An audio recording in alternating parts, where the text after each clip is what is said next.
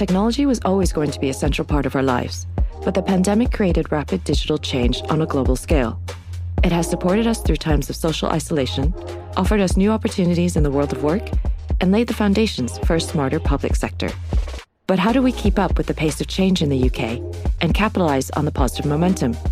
That's what we're here to discuss in this podcast series, The New Everyday, a podcast from Virgin Media Business.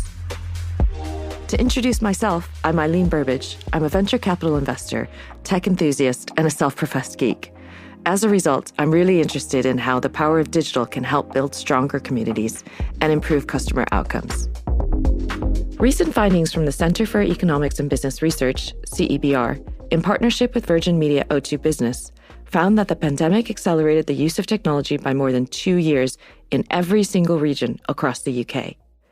So today we'll be looking at this regional transformation and asking how we can make sure these new digital opportunities can benefit everyone. On the podcast today, I'm joined by 3 guests. First, I'd like to extend a warm welcome to Professor Mark Gillen. Mark is the Digital Innovation Commissioner at Innovation City Belfast. His team is driving investment in digital infrastructure, spearheading Northern Ireland's recovery from the pandemic, and particularly through jobs and skills development for local citizens. Thanks so much for being here, Mark. Thank you. In addition, we've got Helen Milner, the Group Chief Executive at Good Things Foundation, a social change charity helping people to improve their lives through digital. Good to see you. It's a pleasure. And last but not least, we've got Phil Swan, Digital Director of the GMCA. That's the Greater Manchester Combined Authority, which is made up of the 10 Greater Manchester councils and Mayor Andy Burnham. Together, they're tackling digital exclusion and turning Manchester into a digital powerhouse. Hi, Eileen. Hi there. Thanks, Phil. So it's great to have all 3 of you here. Just to dive in a little bit, let me start with Helen. You've had a 30-year career in digital projects, and you've received so many awards for all of your services to digital inclusion, including an OBE, congratulations, and have a brilliant view of how things have changed. So if you could just help us sort of set the stage in very simple terms, what would you use to describe what digital inclusion actually is? So obviously today we're going to talk about equality. So digital inclusion is about people being able to enjoy the internet and to benefit from the internet. And there are 3 main barriers. People lack the skills and confidence to be able to use the internet. They lack a personal device that they can use, and they lack connectivity to be able to connect to the internet. So if we can sort all those 3 out, then we'll be able to get everybody in the UK online. And so on that note, Phil and Mark, you've both been working to level up digital skills and services in each of your respective regions. Maybe I can start with Phil. Why do you think this is so important, especially post-pandemic? What have you been seeing or doing? And then we'll move obviously also to Mark. There's this sense that being online used to be an advantage, and it's absolutely a necessity now. You can't really take part in society fully now, I don't think, if you're digitally excluded. And that's at a really fundamental level. So, for example, 45% of our GP appointments at the moment are still online. Well, for a lot of our, particularly more vulnerable people who are seeing GPs regularly, that's a massive challenge if they're digitally excluded. And we're seeing that across so many areas now. So that, the importance of digital inclusion, I don't think can really be overemphasized right now. And I think Helen's articulated that fantastically. We, as a city region, want in Greater Manchester for this to be a fantastic place for people to grow up, so to get on and grow older. So it spans right the way through education, through work, through later life. There's so many areas where digital inclusion touches on that. And I think one of the things that's so important in this is that it's not just a bolt-on and it's something different and additional. It's got to be mainstreamed within the day-to-day of how we design and deliver services, rather than it being something that's, oh, well, those people aren't online, well, never mind. And what we've seen through the pandemic and the acceleration of digitization of society is that polarization has increased. And actually, if you were digitally excluded previously, you're probably even more digitally excluded now because that many more things are only available online or have shifted channel. And we see that in terms of the way the high street's changed and so many other day-to-day facets of everyday life. Understood. And then, so Mark, are you seeing the same thing then in Belfast, or are there differences? A very similar picture from a learning aspect, from young kids in primary school through to secondary and university. It's obviously key, having the capability, the tool sets, the hardware to engage, and the pandemic has really highlighted that. Through to way of life, just from the private side to working life, And as we move into a hybrid way of working and we're steadily opening up and face-to-face, it actually becomes even more important. In the hybrid piece, being able to engage with the people also on the face-to-face meetings. And I would also say from the business side, from Northern Ireland, where our productivity we're looking to continuously improve, and we have a very large cohort of small and medium enterprises, that digital inclusion is absolutely paramount to increasing productivity, and diffusion of knowledge is key. So the understanding from the sort of the real high flyer in companies all the way down, and that understanding of how to use the digital tools.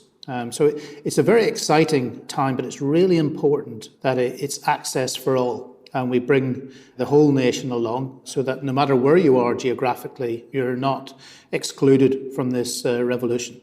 And it's clear that all three of you are unanimous that, we need to carry on with this sense of urgency. And hopefully this conversation and other ones like it will help do that. I'm also grateful that, Mark, you mentioned digital working or hybrid working, for example. I could use that as an opportunity just to refer back to the study and the research that I mentioned early on from CEBR. One of the areas that it talked about were that off the back of COVID accelerated change in the area of hybrid working, the CEBR report said it could boost regional economies by as much as 33.3 billion, so more than 33 billion pounds in earnings available for local consumption, and that more than 1 million people across the UK are interested in relocating as a result of remote working. So this will have sort of real lasting impacts on your physical communities, your local communities. And, again, Phil mentioned the high street and just sort of how this is going to affect how we live and not just work every day, right? So where do you start? One of the things that we've seen during the pandemic, so 1.5 million more people did get online during the pandemic. So digital exclusion has decreased, but because it's narrowed, it's deepened. So actually what we've seen is that people who had a little bit of digital skill now have a lot more, whereas the people who were absolutely left behind are still left behind. So there's still 10 million people in the UK who have very, very, very basic or no digital skills whatsoever. And then if you compare that to the fact 65% of people video called for the first time during the pandemic. So they're those people who had a little bit of skill pre-pandemic and who have learned that because they've been learning and working online. And so that provides an opportunity for those people, but let's not forget that there is still this very, very large group of people who don't have those skills and haven't had those opportunities. So you're really saying the same thing that Mark said, which is in a way the gap only got bigger. And even though it's so easy to think, the pandemic has fueled technology adoption and we've seen so many more, use cases of digital tools, we've actually exacerbated a problem in a way, right? And like you said, it's gotten deeper. I remember sort of, when I did home learning with my children, I was really lucky because I've said I'm a bit of a nerd. We've got a lot of devices at home, but it still took me a week to realize, actually, they will all need a device in order to get online and to join their Zoom calls. They will all now need headphones because we're actually in the same room. I don't have, a separate room for each of these children. And, we need to make sure that we've got broadband that's going to sort of support all of this and everyone being online at the same time. And it did strike me that we were incredibly fortunate where I was in my part of London, but that can't be the norm at all. And so, now that the gap has gotten even bigger, how do we get that to narrow now? Is it through infrastructure? Is it access to device? It feels like it's more than just education and informing people. What practical things do you think we can do? Yes, I was just going to say, so yes, obviously we're talking about in the private house situation, but I think also the similar situation in business as well. It's highlighted the need for access to fast, high quality, secure communications. And that's something which, as part of Belfast City Regional Deal, we're absolutely looking at.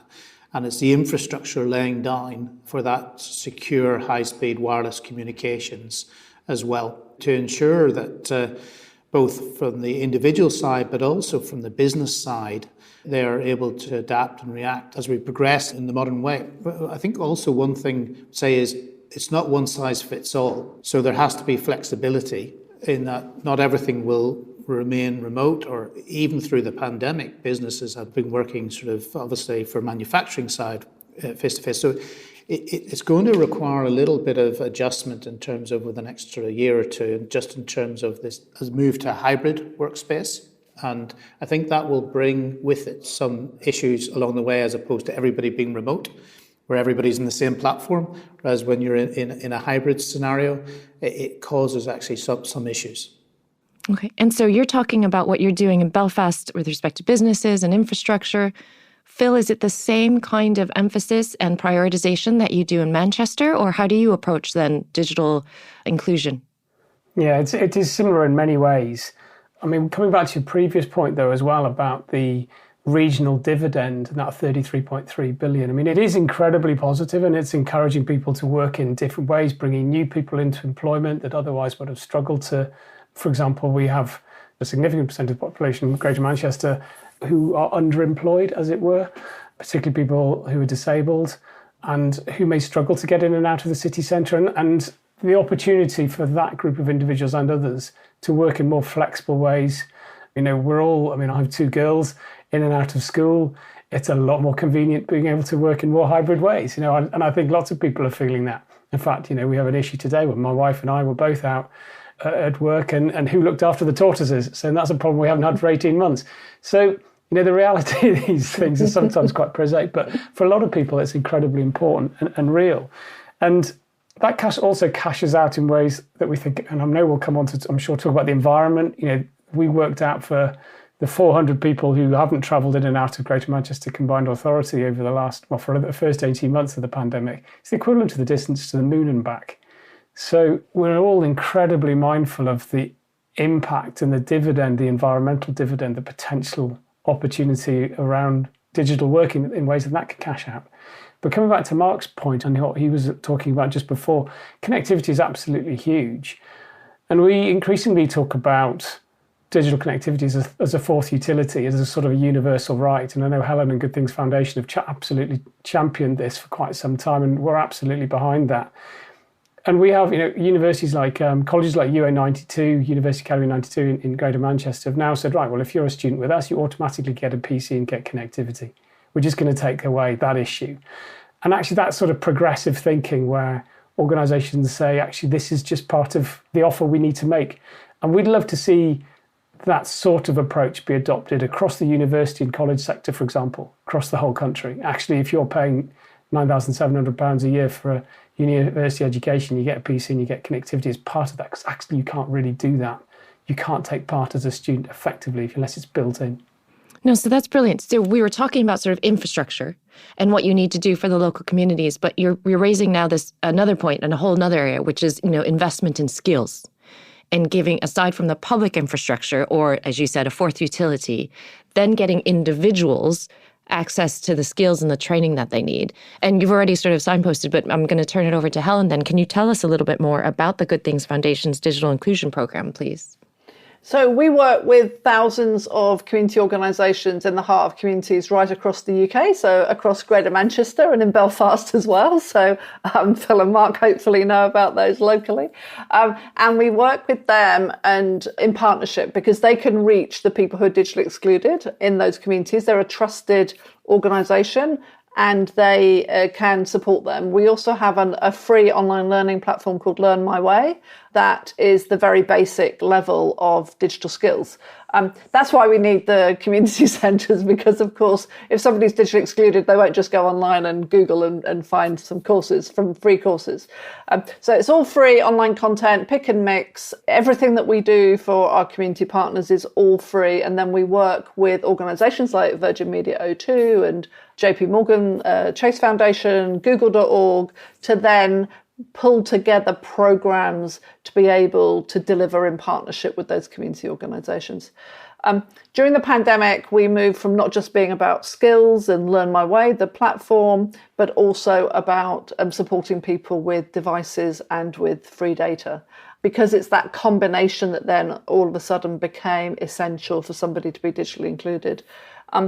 We've supported over 3.5 million people in the last 10 years with digital skills, and we've supported 25,000 people with devices and with data and with skills support during the pandemic. So it feels like a really small number. And I think for me, it's really about how do we scale that up? Because, 25,000 compared to, 3.5 million is not terribly very many. And the other thing that the community partners provide for us is that voice from the ground. So they are still saying to us that the need is critical. And we've talked about infrastructure, but I also want to put the word affordability in there too, because the point is that at the moment, devices and data is not affordable. So we've found a model where we can provide free training and free support and free skills development for people in communities if they're nearer one of the community partners who can provide that support.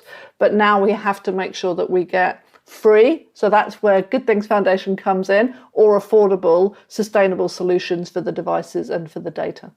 Amazing. And I don't know, you say they're small numbers, but I think they're really commendable. And I think you're right, though, working with more partners, whether it's community partners or others, is what's going to help get that to scale. Now, you talked about some of the programs, and actually earlier Phil talked about working with universities as well. But isn't it the case, Phil, that you've also done a program targeted at silver surfers, for example, up in Manchester? And can you talk a little bit about that and what you think the impact there will be?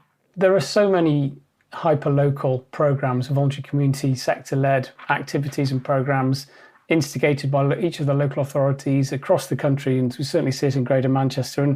And one of them is an initiative in Salford called Tech and Tea, which is just legendary, frankly. And we had a really good meeting with the mayor, and it was about 50 people from our broader public sector in Greater Manchester, and a guy called Bernard.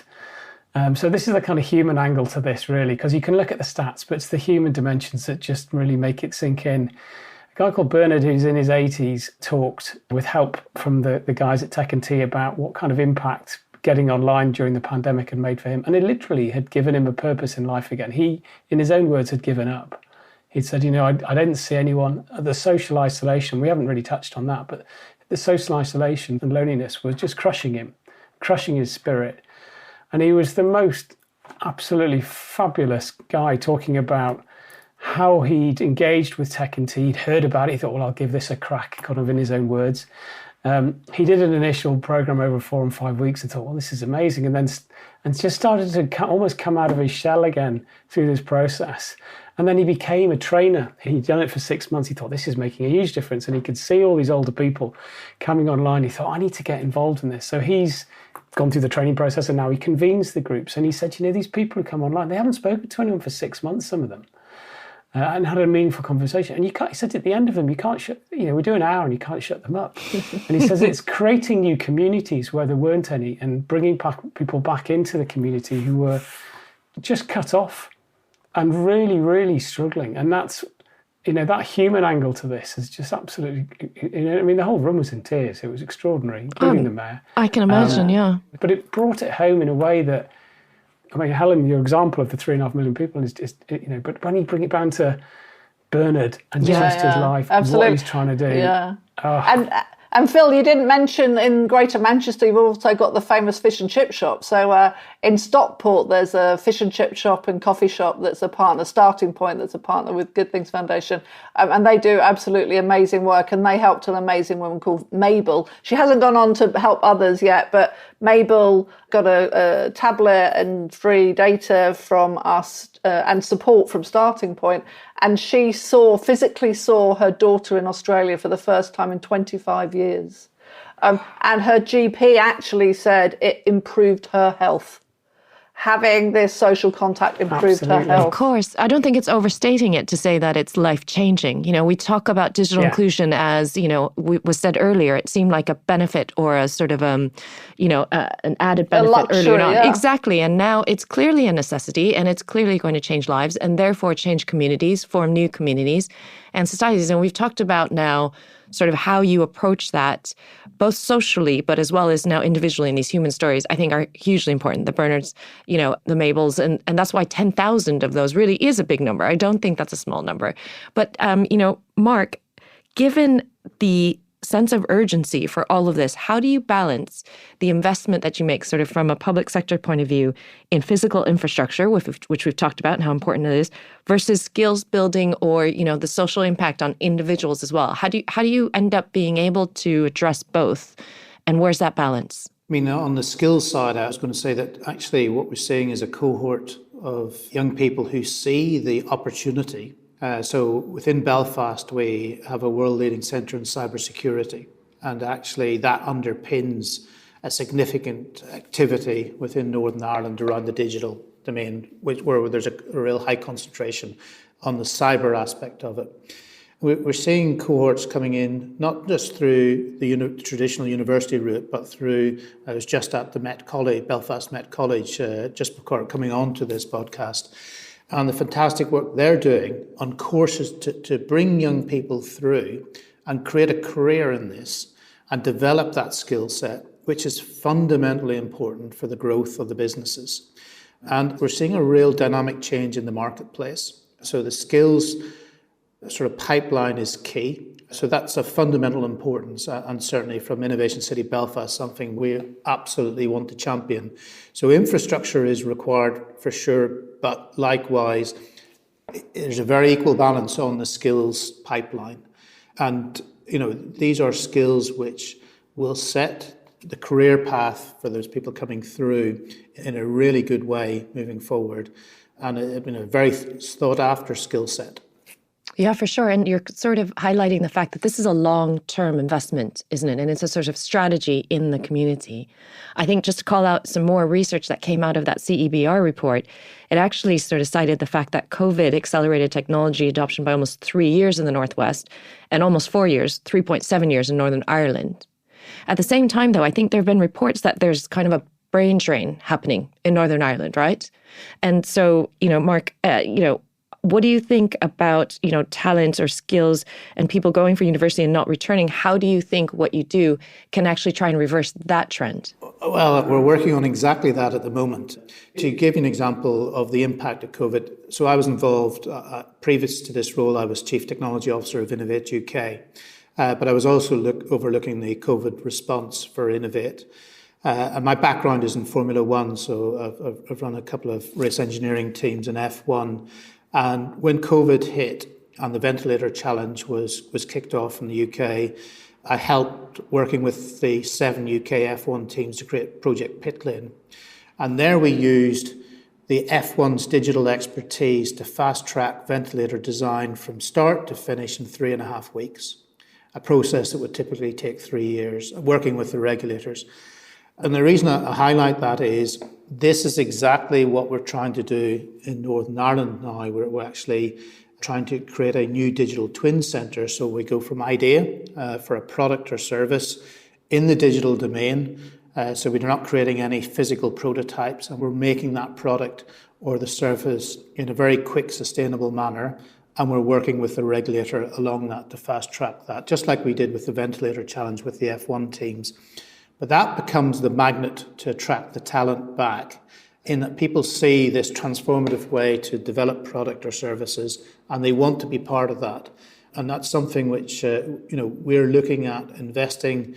The Belfast Regional City deal, £850 million in the City deal funding wisely, but also looking at bold vision on central funding too.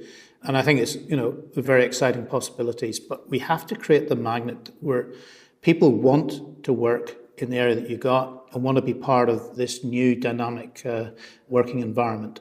Of course, you have to build up the pipeline and then the sort of compelling reason for that to draw them back, don't you? And I guess I want to come back to something that Helen then mentioned as well about affordability, which is part of that pipeline development.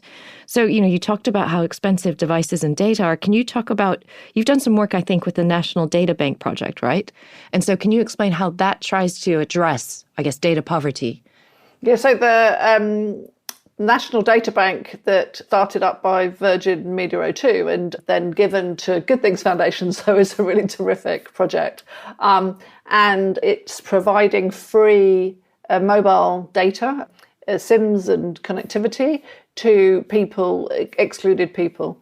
So there's a platform, a gateway, and as I said, we work with thousands of organisations all across the country, and they will be able to access that data. We're at a pilot stage at the moment, and we're going to be scaling up in January. And so people all over the country will be able to access millions and millions of pounds worth of free data for them to be able to get the data that they need. Of course, we need to think about sustainability. So the National Data Bank is going to be there for at least 3 years. We're talking to lots of other partners as well. So that's really exciting to plug that gap. But we need to make sure that those people don't just get 6 months or 12 months of free connectivity, that they're actually on that pathway towards being able to afford it permanently. And the great news about going through the network is they also get the support with skills. And we also have device projects and programs running as well. And we're just about to start the discovery phase of a large-scale refurb program. So we want businesses to donate devices to us, and then we'll organise the refurbishment of those and get those out alongside that data, because often people need both of those things at the same time. So tremendous how the Good Things Foundation is such a catalyst. But to your point, you need to have ongoing sustainability and scalability of these initiatives, don't you? And sorry, Phil, did you want to come in on something that we just spoke about earlier? Yeah. If I could do, I think that the point in the conversation about brain drain, talent and skills was a really interesting one. And we got some stats in the last couple of weeks about job adverts in Greater Manchester and looking at the previous 12 months. And we were pretty surprised because we thought the biggest advertised sector would be in healthcare and the like, but it is in IT, it's in digital services. We had 40,000 roles advertised in Greater Manchester in the last 12 months. In IT roles. More than 10% of all adverts were for digital roles, which is just extraordinary. And the number of undergrads joining the University of Manchester's computer science programme has gone from 280 to 600 in 1 year, and you need 3 A's to get in now. And it's the most applied for university in the country. And we're hanging on to more than 50% of our undergrads when they leave. So I think there is and this isn't an anti-London thing by any means, because London is such a global engine for innovation and entrepreneurship. But for a lot of young people, they are looking for an alternative, and London isn't always the answer now, which is great to see. And for Belfast, for Greater Manchester, for our big city regions around the UK, it feels that there's a real revival going on. And the digital industries, as Mark has alluded to already, and the work that's going on in Northern Ireland in the cyberspace, we have a similarly quite a powerful and strong cyber community now as GCHQ based in the city region. But how areas like Belfast and Greater Manchester work together now is as important as how Greater Manchester and London work together, for example. And I think there's just some amazing opportunities as we look ahead over the next 5 to 10 years. And we kind of refreeze our society in a slightly different way coming out of a pandemic. Yeah, no, for sure. I think what you're talking about is it's a redistribution, isn't it? You were expecting more sort of open jobs in caring and social care, and actually it's in IT. We need to actually start redistributing where resources are going, where the skills are, it is part of all of this leveling up. Sorry, Mark, were you going to say something as well? Yeah, so I think Phil hit the nail on the head. Collaboration is key. And, not one place can be centre of excellence for everything. And if the pandemic has taught us anything, it is that we need to collaborate. And we have the ability to do that, to work in ways that we never thought were possible. And going back to that ventilator challenge, we had, if you can get all 7 F1 teams in Red Bull's facility, all working together with 7 different race shirts, and they put, there's no more competitive people than that. It's a highlight that, we can collaborate. We need to develop things at pace. And if we're going to see this actually sort of through to fruition, we need to work together from a regional perspective and work to each other's strengths. I think I want to come back to a theme which every one of you has spoken about, and we've already sort of started to develop, but just to come back to it again on collaboration, because I love what both Mark and Phil said with respect to sort of collaboration across the regions, but then also Helen picked up on the fact that we not only can, rely on the public sector and to collaborate across regions, we also have to have collaboration between the public sector and the private sector. And so the companies, and the reason why I've really loved Mark's example of the F1 teams coming together is because that is a perfect example of how the private sector can lean in, how it can contribute, and how it can be involved with everything we're talking about with respect to leveling up, but also improving the infrastructure, access, affordability, and all of that. So, Phil, what do you think? What do you ask from businesses in Manchester, or maybe the businesses in London, about coming into Manchester, being involved?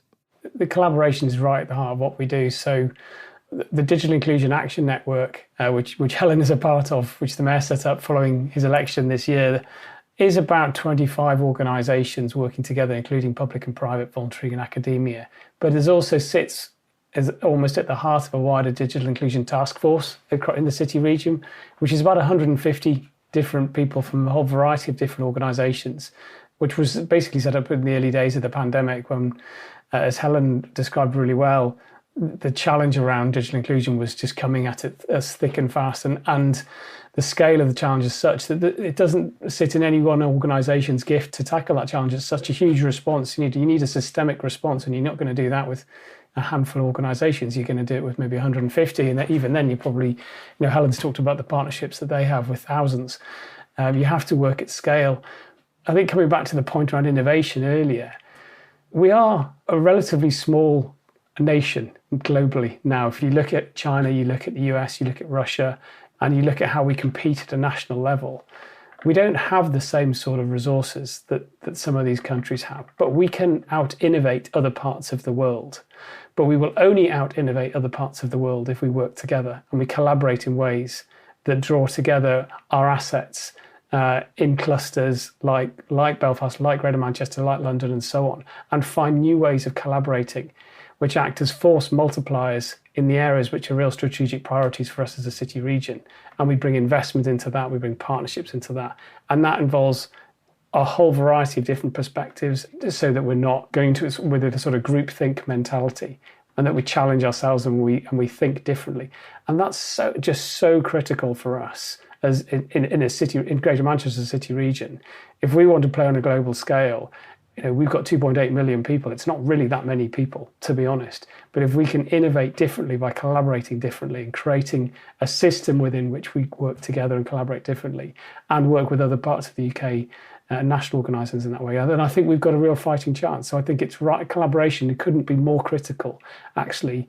And it's something we actually are pretty good at in the UK, which is a real strength. No, I couldn't agree more. I mean, that's what I often say when people ask me about, investing here in the UK versus in the US. I think in the US, you have really disparate, ecosystems. You've got the New York or the East Coast ecosystem, and then you have San Francisco Bay Area or Silicon Valley. I really think one of the strengths of the UK is the collaboration between all the regions and all the different hubs. We're closer culturally, but also physically in terms of transportation and the whole thing. And it's just a strength we need to flex even more. I think there's been a lot of lessons learned from COVID-19 and the collaborations that actually were forced for us as a nation to react to it. We mustn't forget them.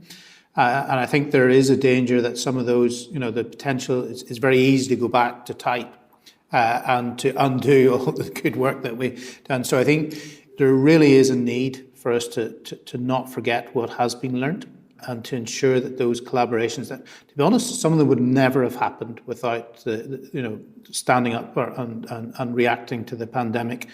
Ventilator, I talked about F1 teams, but we also had Rolls-Royce, Ford.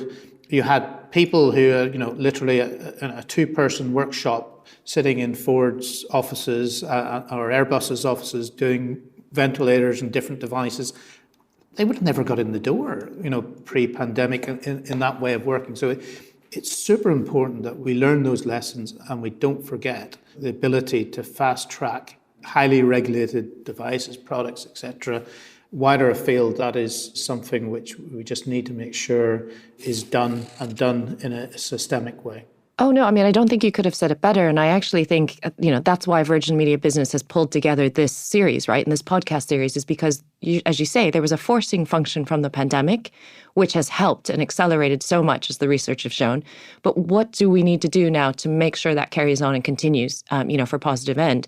And so maybe to sort of round that out, I want to come back to Helen to see if she would have had any specific calls to action of businesses and business leaders in terms of how to forward, all of this work, or what resources would you encourage business leaders to look at or consider, either of yours or others, in order to help inform themselves and to get more engaged?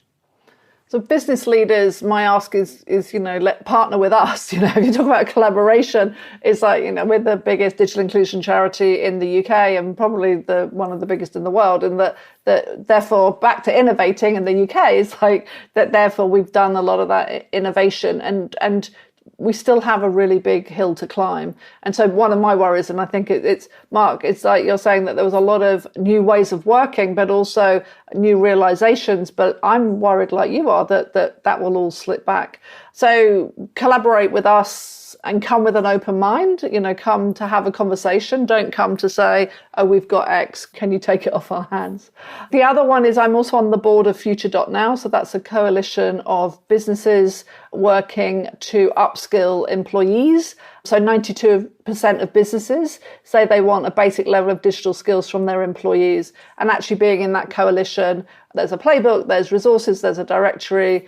So I would say I would point business leaders at Future.now. Join the coalition. It's free. It's a really great place to come together, but also to think about how they want to act together. And that's very much focused on their own employees, because I think quite often businesses look outwards to say, so what can I do out in the world, rather than looking inwards to say, so who do I have? Even if you're a high knowledge business, you still have cleaners. I mean, they probably aren't paid by you, but you could talk to the people who have those contracts to say, how could we make sure that everybody who works directly or indirectly for us has those basic digital skills. And then on resources, so obviously Future.now, and then I mentioned Learn My Way. So Learn My Way is a free online learning resource, absolutely 100% free. We've designed it and co-created it with people with very low digital skills, and we've refined that over the years. So I would just urge anybody who wants to get some basic digital skills in front of their employees that Learn My Way is a really easy way to start, because it's free and it's out there. You can just point people at it. Amazing. So that's future.now. And then also, of course, the websites for Learn My Way and the Good Things Foundation, right? Absolutely. Thank you so much. And then so Mark and Phil, respectively for Belfast and Greater Manchester, where would you want to point people to, business leaders, if they want to learn more, they want to work on collaboration, get more involved, engaged, and supports? From Belfast's perspective, Innovation City Belfast, and to reach out directly to myself. Amazing. Thank you. From a Greater Manchester perspective, in terms of business asks, Virgin Media O2 have actually shown the way in terms of one particular area of working that is an absolute benchmark for the rest of the city region now, and that's around social value. So as we procure, we put a very high weighting on the social value of a bid, and we recently bid for a £30 million project, which Virgin won.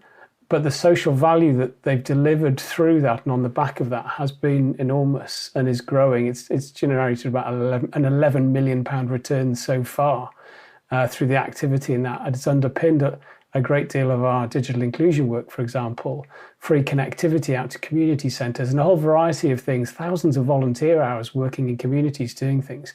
And that was just one project.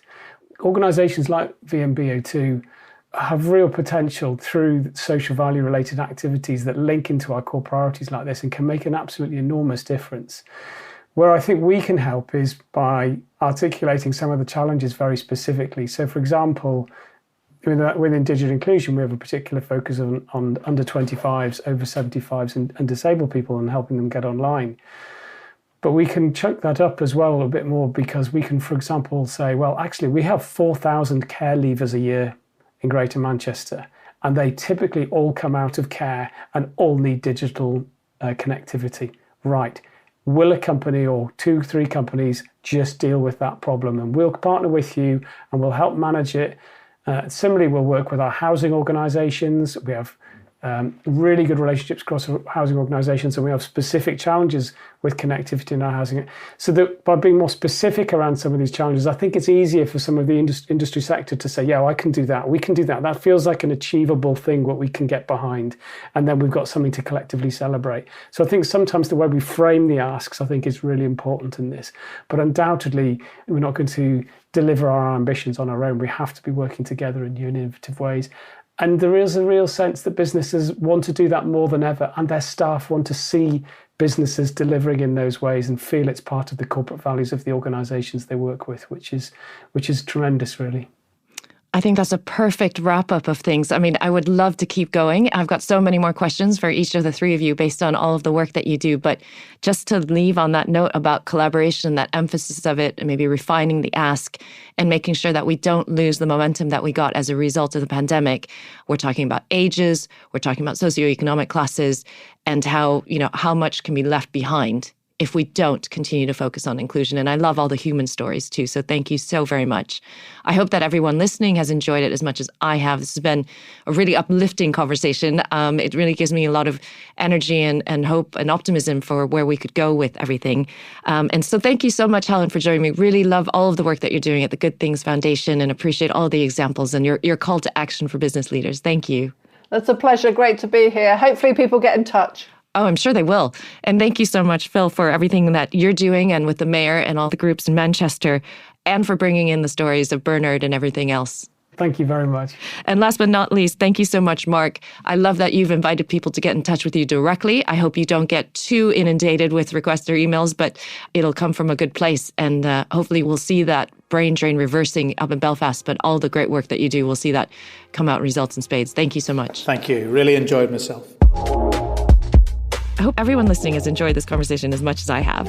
If you have, please hit subscribe so you can stay up to date on upcoming episodes. And if you want more information on the research, as well as how technology is transforming how we live and work for the better, search for Virgin Media Business CEBR online. For more on inclusivity and building a fairer workforce through digital change, check out our next episode, More Access to More Work for More People, where we look at how technology is offering opportunities to millions of people previously locked out of work. Until then, this is Eileen Burbidge. Thanks so much for listening.